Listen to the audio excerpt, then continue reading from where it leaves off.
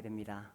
2000년 5월 21일 신당동 1723-4 57평 상가 2층에서 시작했는데 오늘 이제 17주년 2017년 5월 21일이 되었습니다. 교회가 무엇일까? 라는 것에 대해서 많은 생각을 하게 됩니다. 하나님께서 우리 인생에게 행복의 보금자리로 두 가지를 주셨지요. 바로 가정과 교회입니다. 이 가정과 교회를 통해서 우리가 하나님 주신 복을 누리고 또 하나님을 섬기고 살아가도록 하셨어요. 교회가 무엇일까? 저는 이런 이야기들을 몇 번 했어요. 함께 늙어가는 사람이다. 교회는 건물이 아니죠. 조직이나 프로그램도 아닙니다. 함께 늙어가는 사람들입니다. 오랜 세월을 동고동락하면서 주님이 주신 말씀을 붙잡고 서로 사랑하고 섬기고 또 주님 주신 그 사명을 위해서 살다 보니까 함께 늙어가는 사람들이죠. 언제부터 우리 교회의 멤버가 되었느냐 하는 것보다 중요한 것은 함께 늙어가면서 끝까지 가는 사람들이 진정한 우리 교회의 지체라고 생각이 됩니다. 끝까지 함께 가는 거죠. 교회를 생각하면 저는 이런 말이 떠오릅니다. 못생긴 나무가 산을 지킨다. 쭉쭉 잘 고든 나무는 집 짓는다고 배워가고 배 만든다고 배워가고 이 삐뚤삐뚤 못생긴 나무는 쓸모가 없으니까 아무도 안 배워갔어요. 그런데 세월이 지나니까 그 나무가 산을 지키더라는 거죠. 그 나무가 자라서 거기에 새들이 날아들고 또 사람들이 그 그늘에 쉬게 되고 산이 푸르게 되고 못생긴 나무가 산을 지킨다, 그런 말이 있어요. 교회를 생각하면 이 말이 떠오릅니다. 무능해서 못 떠나가고 있는 것이 아니라 우직하고 또 충성스럽고 또 신실해서 주님이 세우신 그 교회에서 자기 자리를 지키면서 우직하게 살아가는 사람들, 그런 사람들이 이 교회를 지킨다고 생각을 합니다. 우리가 교회를 시작할 때에 정말 성경에서 나오는 그런 교회를 세워보자. 그래서 매주 떡을 떼고 또 형제 자매라 부르고 또 지금은 성경에 나오는 대로 집에 있는 교회를 세우기 위해서 그렇게 목장을 하고 있습니다. 이 형제운동, 형제단의 정신, 우리가 그것을 잘 이어받게 되면 정말 건강한 교회가 됩니다. 우리 교회가 역사적으로 이 형제운동의 기원을 두고 있는데 어떻게 하면 그 형제운동의 본래 정신을 살려낼 수 있을까 하는 것이 저의 바람입니다. 또 성경에 나오는 대로 초대교회는 집에 있는 교회였는데 어떻게 집에 있는 교회를 세울 수 있을까 하는 그런 바람이 있습니다. 그래서 정말 우리가 이 형제단의 본래 정신을 이어받아서 형제운동의 정신을 살려내고 또 집에 있는 교회를 세우게 된다면 정말 건강한 교회가 될 것입니다. 성경에서는 교회를 한 몸이라고 이야기했습니다.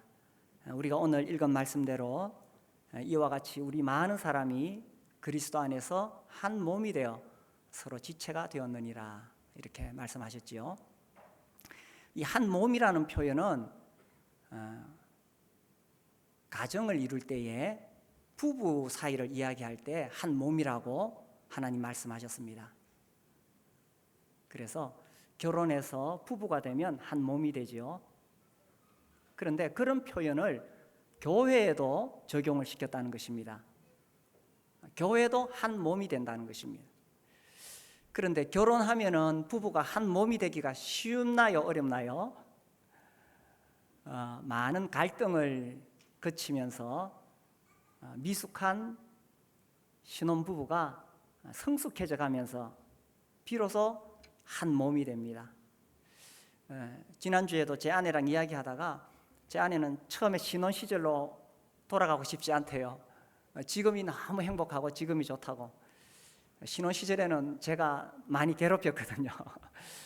그런데 이제 세월이 지나면서 저도 많이 부서지고 깨지고, 그러면서 정말 한 몸이 무엇인가, 하나가 된다는 것이 무엇인가 하는 것을 경험하고, 그래서 정말 행복한 부부가 어떤 것인가를 경험하고 있습니다. 결혼한다고 자동적으로 한 몸이 되는 게 아니듯이 교회도 마찬가지라고 여겨져요.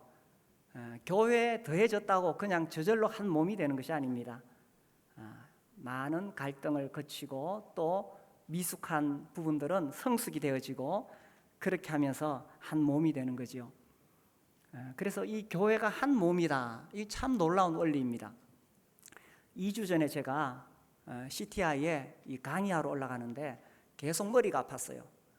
한 3주 동안 계속 머리가 아프고 몸이 무거워서 CTI에 다녀오면 꼭 병원을 가봐야 되겠다. 사실 그때는 이 강의를 준비한다고 병원에 갈 여유가 안 났어요. 갔다 오면 꼭 병원을 가야 되겠다. 그런데 이 운전하고 올라가는데 이래 가지고는 제대로 강의를 못하고 올 것 같아요. 우리 교회에 목회자와 교회를 위한 중보기도 팀이 있습니다. 거기다가 제가 카톡을 보냈어요. 나를 위해 좀 기도해달라. 그래 올라가서 이제 저녁에 7시부터 11시까지 강의를 하고 자고 일어났는데 머리가 하나도 안 아픈 거예요. 한 3주, 4주 동안 그렇게 머리가 아프고 몸이 무거웠는데 아주 개운했어요. 그래서 갔다 오면 꼭 병원 가야 할 줄이 있는데 지금은 몸이 아주 좋아져가지고 병원을 안 가고 있습니다. 그래서 제가 그 다음날 일어나면서 이것이 몸의 원리구나, 한 몸의 원리구나. 내가 가서 거기서 강의를 하지만 내가 대표로 갈 뿐이고 온 교회가 그곳에 가서 강의를 하는 거예요. 이바 로버츠라는 사람이 있었어요. 이분은 정말 기도하는 사람인데, 기도하는 여인인데, 교회에 이제 새 신자가 더해지면 그 사람에게 보냈어요. 이바 로버츠에게 가서 기도를 배우라. 이 기도하는 사람이었어요. 그래서 이제 그 교회에서 어느 대학에 이제 전도를 하려고 이제 청년들을 중심으로 전도팀을 만들고 계획을 세우고 일을 했습니다. 그렇게 해서 이제 그 청년들이 가서 전도할 때 이바 로버츠에게 연락을 했습니다. 내가 몇 시에서 몇 시까지 누구를 만나서 전도할 테니까 나를 위해 기도해 주십시오. 그럼 이 사람은 그 시간에 하던 일을 멈추고 기도하는 겁니다. 얼마 후에 그 교회에 한 대학생 청년이 간증을 했어요. 내가 이제 예수님을 믿게 되었습니다. 그런 간증 들을 때 온 교회가 기뻐하죠. 그런데 한쪽 저쪽에서 누군가 눈물을 흘리고 있었습니다. 그 이바 로버츠는 그 청년을 한 번도 본 적이 없어요. 그렇지만 계속 기도하고 있었기 때문에 이제 드디어 그 청년이 주님에게 돌아온 거예요. 누가 이 청년에게 복음을 전했습니까? 누가 이 청년이 구원을 받을 수 있도록 했습니까? 온 몸이 했다는 것입니다. 거기 나가서 실제로 만나서 말씀을 전한 청년도 있고, 또 뒤에서 기도하는 자매님이 있었고, 온 교회가 이 일을 위해서 계획하고 실행하고 있었고, 그래서 온 몸이 했다는 것입니다. 우리가 이 교회가 몸이다 하는 원리를 깨닫고 정말 이런 원리가 우리 안에서 이루어질 때에 정말 주님의 교회가 된다고 생각됩니다. 로마서 12장 5절에 이와 같이 우리 많은 사람이라고 했습니다. 많은 사람이란 말은 다양한 사람들이란 말이죠. 우리 교회 여기 있는 분들은 다 다양한 사람들입니다. 나이가 다양하고, 그렇죠? 직업도 다양하고, 성격도 다양하고, 그리고 또 아주 특이한 것은 이제 다른 곳에서 신앙생활을 하다가 여기 오신 분도 있어요. 그러니까 신앙적인 배경도 다양합니다. 옛날에 내가 있던 교회는 이랬는데 하면서 옛날하고 또 비교할 수도 있겠습니다. 이렇게 다양한 사람들이 어떻게 한 몸이 되는 그런 원리가 적용이 될 수 있을까요? 그 원리가 뭐냐 하면 바로 우리가 구원을 받았다는 사실에서 출발을 한다는 것입니다.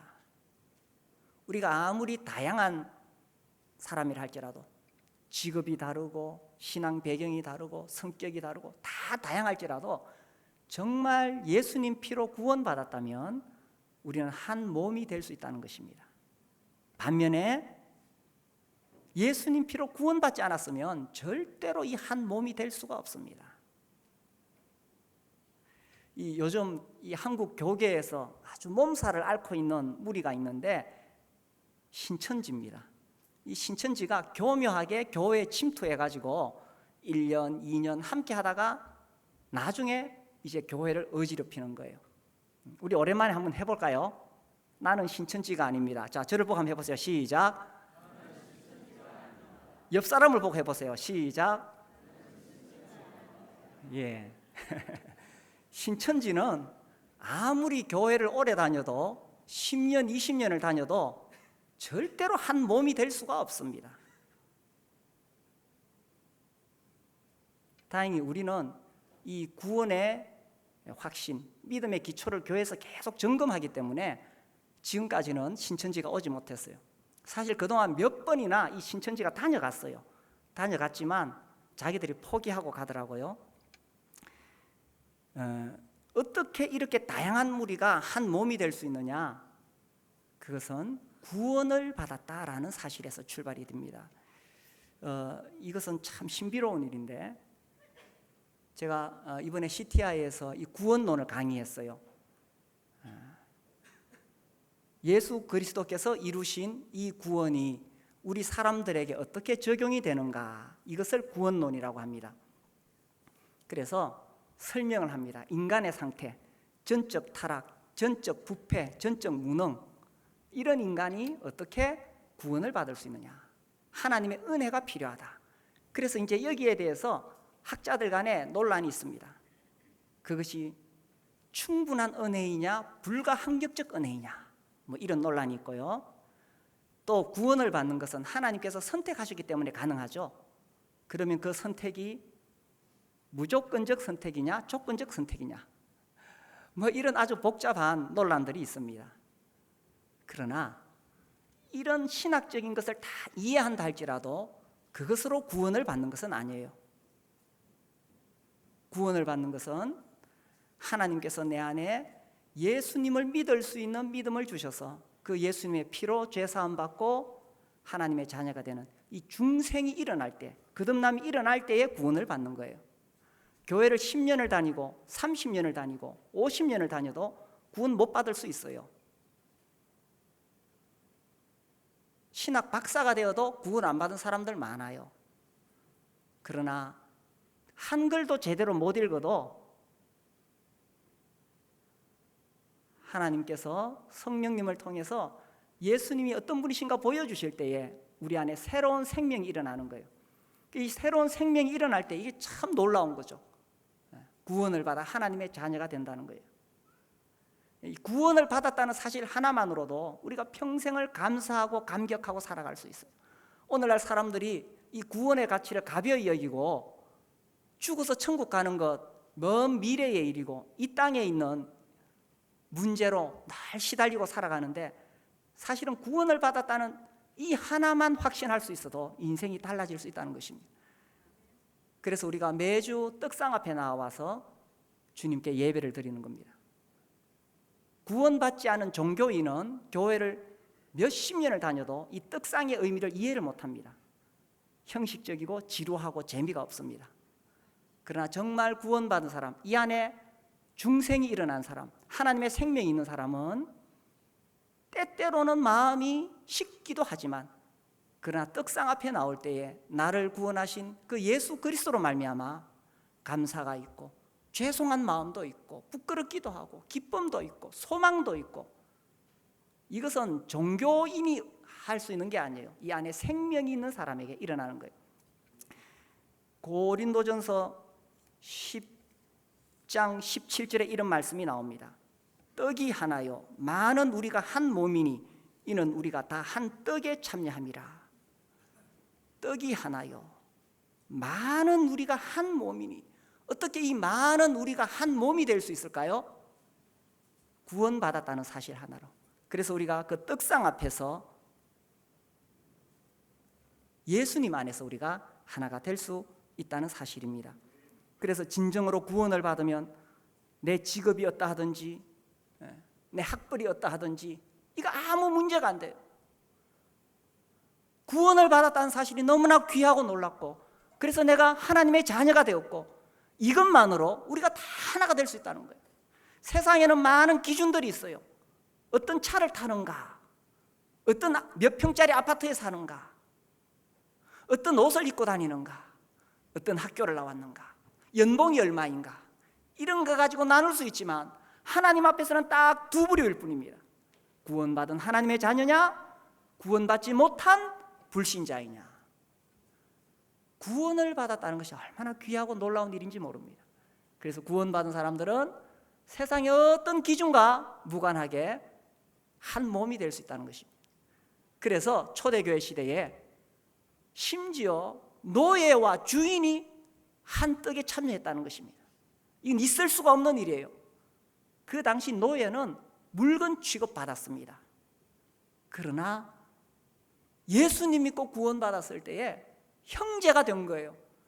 그래서 함께 떡상에 참여해서 주인도 예수님께 감사 기도하고, 노예도 하나님께 감사 기도하고, 나를 구원해 주셔서 고맙다고. 그래서 유대인과 이방인의 장벽이 무너진 것입니다. 이건 절대로 무너질 수가 없는 유대인과 이방인의 장벽이었는데 구원받으니까 그게 무너지는 거예요. 그래서 정말 구원받은 사람들은 우리가 아무리 다양한 사람들이라 할지라도 세상적인 어떤 기준이 우리를 나눌 수가 없다는 것입니다. 나이요, 나눌 수 없다는 것입니다.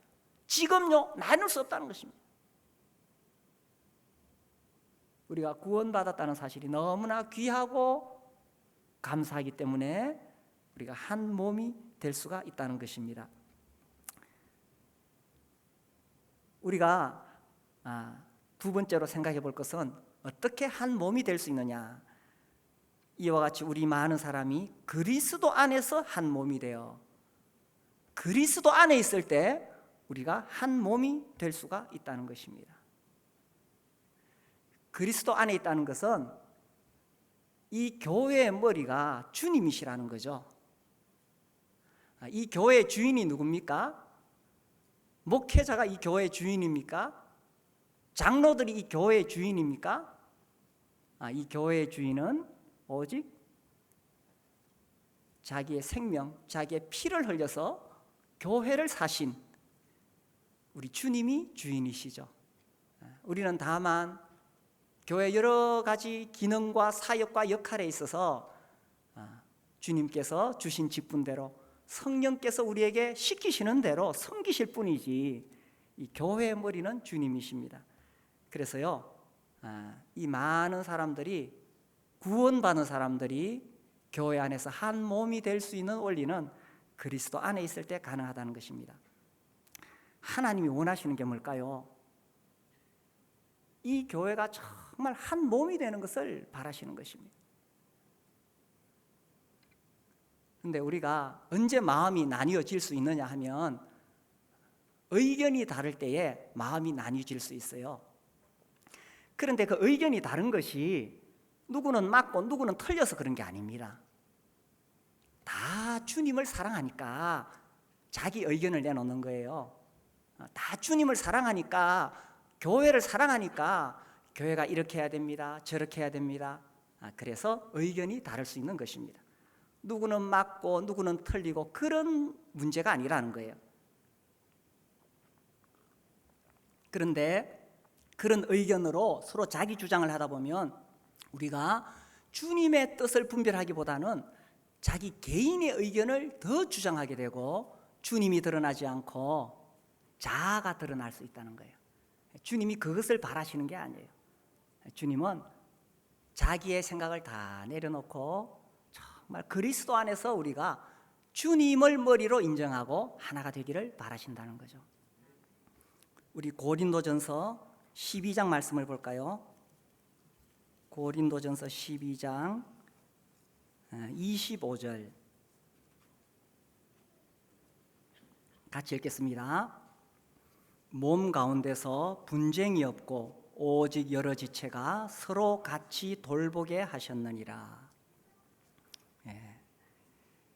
우리가 주님을 위해서 뭔가 헌신하고 섬기려고 할 때에 의견이 다를 수가 있어요. 예를 들자면 우리가 어떤 선교지에 예배당을 지어주기로 했다고 합시다. 한 5천만 원 정도 우리가 다 헌금을 해서 모았어요. 정말 주님 앞에 헌신하는 마음으로 건축 기금을 모았습니다. 그런데 이 건축 기금을 전달하는 과정에서 어떤 분들은 그곳에 예배당을 건축할 때 동쪽으로 문을 열게 합시다. 어떤 분들은 서쪽으로 문을 열게 합시다. 서로 의견이 달랐다고 생각해 봅시다. 그래서 서로 의견이 달라서 서로 그렇게 하다 보니까 이 아주 작은 것인데 이것이 자꾸 커지면서 마음에 불편함이 생기고 어려움이 생기고, 그래서 형제들 간에 마음이 나눠지고, 만약 그렇게 되었다면 그것이 주님이 원하시는 것이겠어요? 그 선교지에 예배당을 지어주는 것은 정말 귀하고 훌륭한 일입니다. 그러나 그럼에도 불구하고 그것 때문에 싸울 바에야 차라리 안 짓는 게 낫다는 거예요.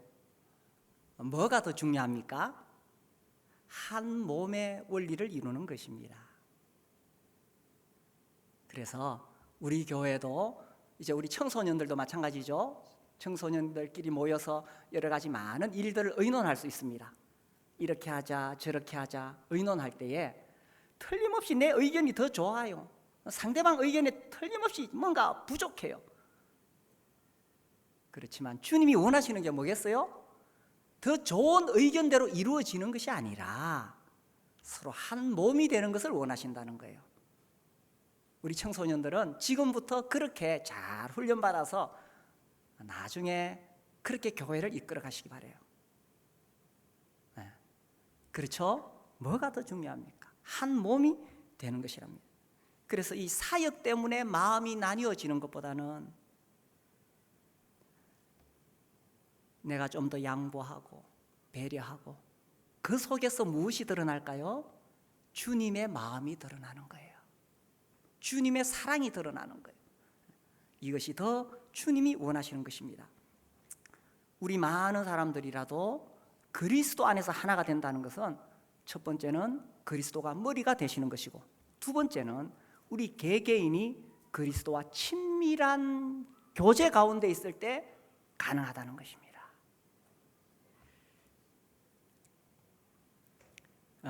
헨리 블랙가비의 책을 읽으면서 제가 굉장히 도전이 됐던 것이 있어요. 하나님을 경험하는 삶 하는 책, 제가 교회 여러 번 소개를 한 것 같습니다. 그 교회에서는 어떤 일을 결정할 때에 다수결로 결정하지 않는데요. 자, 우리 이번에 이런 일을 해봅시다 하고 의견이 나와서 모두가 모여서 이렇게 자기 의견을 내어놓습니다. 그래서 그 의견을 잘 검토해서 어느 것이 더 좋은가 검토한 다음에 그 자리에서 이제 다수결, 자 그러면 어느 쪽으로 따를까요? 절대로 이렇게 안 한대요. 그렇게 하다 보면 틀림없이 마음이 상하는 사람이 있을 수 있다는 거죠. 그래서 어떻게 하느냐, 그렇게 많은 의견을 나눈 다음에 모든 지체가 주님께 초점을 맞추고 하나님의 인도하심을 지속적으로 기도한다고 합니다. 제가 그 책을 읽고, 야, 이게 이럴 수가 있느냐. 뭐 숫자가 어쩌면은 한 30명, 50명 정도 되면 가능할지도 모르겠어요. 그러나 몇백 명이 되고 1000명이 넘고 이렇게 하면 이게 가능할까? 너무 이상적이지 않을까? 그런데 그렇게 한다는 거예요. 그런데 그렇게 하다 보면 틀림없이 반대하는 사람들이 있다는 거예요. 또 어떤 사람들은 일부러 불순종한대요. 그러나 그러할지라도 정말 성령께서 교회 가운데 일하시는 것을 받도록, 개인의 의견보다 주님의 뜻이 더 우선이라는 것을 끝없이 가르치면서 우리 가운데 주님의 뜻이 무엇일까 이렇게 한대요. 너무 이상적인 것 같은데 제가 그 글을 읽으면서 우리 교회도 참 이렇게 하면 좋겠다 하는 생각이 들었습니다. 사실 지난 17년 동안 우리 교회가 많은 일들을 해왔습니다. 대표적으로 예를 들자면 우리가 예배당을 건축했어요. 어떻게 보면 이 건축하는 과정에서 서로 의견이 다를 수 있고, 이 예배당을 건축하는 것은 굉장히 큰 일이라서 어느 교회든지 건축하는 과정에서 마음이 상하고 어려운 사람들이 있습니다. 그런데 참 감사하게도 우리는 앞서서 일하시는 우리 장로님들을 다 믿고 따랐기 때문에 건축 과정에서 어려운 마음이 없었어요. 그래서요, 우리가 다 주님께로 마음을 향할 때에, 그때에 성령께서 우리를 모두 다 주님께로 이끌어 주시고 그 뜻을 보여주신다는 거죠. 때로 주님은 지도자에게 먼저 뜻을 보여주실 때가 있다. 블랙가비가 이런 말을 했어요. 그래요. 저도 이렇게 기도하다 보면 교회가 어떻게 돼야 되겠다 하는 많은 아이디어가 떠오릅니다. 그렇게 했을 때 어떻게 하느냐? 설득하거나 나를 따르라 그렇게 주장하지 않는다는 거예요. 그렇게 하지 않고 우리 성도들이 주님 앞에 가서 확신을 얻도록 그렇게 권유한다는 거죠. 우리 로마서 15장 말씀을 한번 보겠습니다. 로마서 15장 5절과 6절을 우리가 함께 읽겠습니다. 5절 6절 읽겠습니다. 시작. 이제 인내와 위로의 하나님이 너희로 그리스도 예수를 본받아 서로 뜻이 같게 하여 주사 한 마음과 한 입으로 하나님 곧 우리 주 예수 그리스도의 아버지께 영광을 돌리게 하려 하노라. 인내와 위로의 하나님이 너희로 그리스도 예수를 본받아. 중요한 것은 우리 모두가 예수님을 본받으려고 하는 마음이 있느냐, 이게 중요하다는 거예요. 예수님을 본받으려고 하는 마음이 있으면 서로 뜻을 같게 하여 주신다는 거예요. 내 의견, 네 의견이 중요한 것이 아니라 우리가 주님의 마음을 가지게 되면 서로 뜻이 같게 하여 주사 한 마음과 한 입으로 하나님 곧 우리 주 예수 그리스도의 아버지께 영광을 돌리게 하려. 내 의견을 주장하게 하려느라, 내가 맞는데가 아니라 우리 하나님께 영광을 돌리게 된다는 거죠. 그래서 이 많은 사람들이 어떻게 한 몸이 될 수 있느냐? 우리가 그리스도의 머리 되심을 인정하고 또 우리가 예수님과 친밀한 교제 가운데 있을 때 주님으로부터 뜻을 받을 수 있고, 세 번째 또 하나 원리가 있어요. 그것은 주님이 교회에 세우신 지도자들을 통해서 주님이 하시는 일입니다. 이 베드로전서 5장 1절에서 5절 말씀 제가 한번 읽겠습니다. 너희 중 장로들에게 권하노니 나는 함께 장로된 자요 그리스도의 고난의 증인이요 나타날 영광에 참여할 자니라. 장로에게 이야기하고 있습니다. 너희 중에 있는 하나님의 양무리를 치되 억지로 하지 말고 하나님의 뜻을 따라 자원함으로 하며 더러운 이덕을 위하여 하지 말고 기꺼이 하며 맡은 자들에게 주장하는 자세를 하지 말고 양무리의 본이 되라.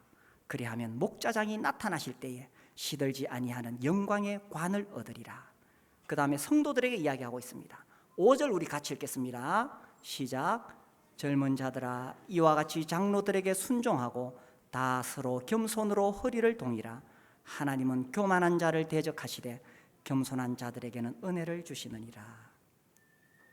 네, 그래서 하나님께서 교회의 지도자들을 세우셨을 때에 그 지도자들을 통해서 교회가 한 몸이 될 수 있다는 것입니다. 그렇다고 해서 지도자들이 주장하고 억지로 이끌어가고 그렇게 하지 말라고 되어 있죠. 모든 성도들이 주님 앞에 가서 주님의 뜻을 분별하라고 그렇게 가르치는 것입니다. 이 데살로니가전서 5장 12절에 보면 이런 말씀이 나옵니다. 형제들아 우리가 너희에게 구하노니 너희 가운데서 수고하고 주 안에서 너희를 다스리며 권하는 자들을 너희가 알고 그들의 역사로 말미암아 사랑 안에서 가장 귀히 여기며 너희끼리 화목하라. 여기 보면 교회 지도자들에 대하여 그들을 알아주라고 말합니다. 그래서 너희를 다스리며 구원하는 자들을 너희가 알고. 그래서 우리가 다양한 생각들과 견해를 가지고 있을 때에 주님의 머리 되심을 인정하고, 또 우리 개인적으로 주님과 친밀한 교제 가운데 있고, 또 교회에 세우신 리더십을 우리가 인정하게 된다면 우리가 한 몸이 될 수 있다는 것입니다. 제가 특별히 이 데살로니가전서 5장 12절 말씀을 읽으면서 이런 마음이 들었어요. 너희를 다스리며 구원하는 자들을 너희가 알고. 과거에 우리 청년 때는요, 무슨 일이 있으면 장로님들에게 가서 많은 상의를 했어요. 진로 문제라든지 결혼 문제라든지 개인적인 것, 뭐 여러 가지 가정사, 이런 많은 것들을 장로님들에게 가서 상의를 드렸어요. 이게 또 우리가 추구하던 이 형제운동의 정신입니다. 교회가 장로들에 의해서 치리되고 장로들에 의해서 세워지는 거죠. 근데 제가 요즘 안타깝게 여기는 것은 우리 성도들이 개인의 어떤 그런 부분들을 장로들과 상의를 잘 안 해요. 개인적으로 다 결정을 하더라고요. 물론 장로들보다 더 좋은 의견, 더 물어볼 때가, 더 상담할 때가 더 많이 있어서 그럴 수도 있겠죠. 그러나 성경의 원리대로 우리가 해보자는 것입니다. 그러면 뭐 장로들이 진로에 대해서, 결혼에 대해서 더 많이 알겠어요? 어쩌면 나보다 나이도 어린데 더 많이 알겠어요? 성경에서 말하는 것은 단순히 어떤 정보를 얻으려는 것이 아니라 그분들과 상의하고 조언을 받고 또 기도 부탁을 하고 그렇게 하라는 것입니다. 그래서 우리가 정말 성경에 나오는 그런 교회를 세우는 것이 우리의 바람인데, 오늘 우리 여기 계신 형제 자매님들 제 이야기를 잘 들으세요. 우리 형제 자매님들 어떤 일에 있어서 결정할 때에 장로들보다 더 훌륭한 상담가 만날 수 있어요. 그러나 우리의 모든 인생이 다 영적인 문제, 하나님과 연결되어 있고 내가 내 혼자 사는 것이 아니라 교회의 몸의 지체로 있는 거예요. 그렇다면 주님께서 교회에 세우신 리더십을 인정하는 마음으로 장로들과 상의하세요. 그러면 그 일을 위해서 기도해 주실 것입니다. 그래서 우리가 이 많은 사람들이라 할지라도 구원의 확신을 가지고 또 그리스도 안에 있으면 그리스도 안에서 우리가 한 몸이 될 수 있다는 것입니다. 자, 이렇게 해서 우리가 한 몸이 되었을 때 로마서 12장 5절에 세 번째로 우리가 발견하는 원리는 서로 지체가 되었느니라. 서로 지체가 되었다. 지체의 반대말을 뭐라고 이야기합니까? 시체라고 말하죠. 우리 손가락은 몸에 붙어 있어야 됩니다. 어느 날 길 가는데 팔이 하나 뚝 떨어져 있어요. 그거 보면 어떻겠어요? 섬찟하겠죠. 팔은 어디에 있어야 됩니까? 몸에 붙어 있어야 돼요. 이게 지체라고 이야기를 하죠. 그래서 내가 정말 구원받은 하나님의 자녀라면 주님의 몸된 교회에 지체로서 붙어 있어야 된다는 거죠. 그래서 서로 지체가 되었습니다. 서로라는 말은 우리가 서로에게 필요한 존재라는 것입니다. 내가 다른 사람에게 필요하고 또 그 형제가 나에게 필요하고. 신앙은 절대로 개인적인 것이 아닙니다. 뭐 하나님과 나와의 개인적인 문제 아니냐? 내가 주일날 가서 하나님께 예배 드리고 나는 집에 가서 또 내 할 일이 바쁘다. 성경을 우리가 읽어보면 서로라는 말이 수없이 반복이 됩니다. 서로. 그리고 신앙은 절대로 혼자 하는 것이 아니라고 수없이 반복됩니다. 정말 구원받은 사람, 주님을 사랑하는 사람들은 성도들과 함께 해야 됩니다. 서로 함께 하는 것입니다. 그래서 예배만 드리고 집에 돌아가는 것이 아니라 카페에 가서 같이 차도 마시고 교제하고, 이 서로 교제하는 게 굉장히 중요합니다. 사도행전 2장 42절은 교회가 어떤 것인가? 초대교회 모습을 말하고 있죠. 저희가 사도의 가르침을 받아 뭐 했습니까? 전도하고, 입니까? 저희가 사도의 가르침을 받아 나가서 봉사하고입니까? 저희가 사도의 가르침을 받아 뭐 했습니까? 서로 교제하며. 그래서 예수님 믿는 사람들이 아무리 자기가 영적으로 훌륭하고 성경 박사를 할지라도 혼자 있으면 안 되는 거예요. 서로 교제하는 것입니다. 서로. 그래서 형제들에게 필요한 것들을 내가 배우기도 하고 또 내가 섬기기도 하고 서로 함께 하는 거예요. 우리 교회는 지금 이 목장이 잘 운영되고 있어서 소그룹이 잘 돌아가요. 그런데 지금 이 시점에는 이제는 우리 목장만 아니라 다른 목장의 성도들과도 이 교제의 발을 점점 넓혀야 할 때입니다. 왜냐하면 교회라 하면 우리 전체 모든 목장 성도들을 다 이야기하기 때문이죠. 그래서 온 교회가 서로 교제하는 것입니다. 그래서요, 신앙생활은 나 혼자 하는 게 아닙니다. 그리고 내가 이 교회에 더해졌다는 것은 이제 이 교회와 함께 한다는 것입니다. 세스크툰 교회에 한 사람이 이제 예수님 믿고 침례를 받으면 그 교회에 더해질 때에 질문을 두 가지를 한대요.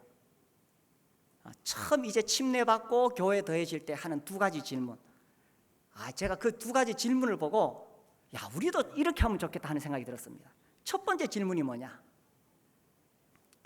첫 번째 질문은 당신은 허락하시겠습니까? 입니다.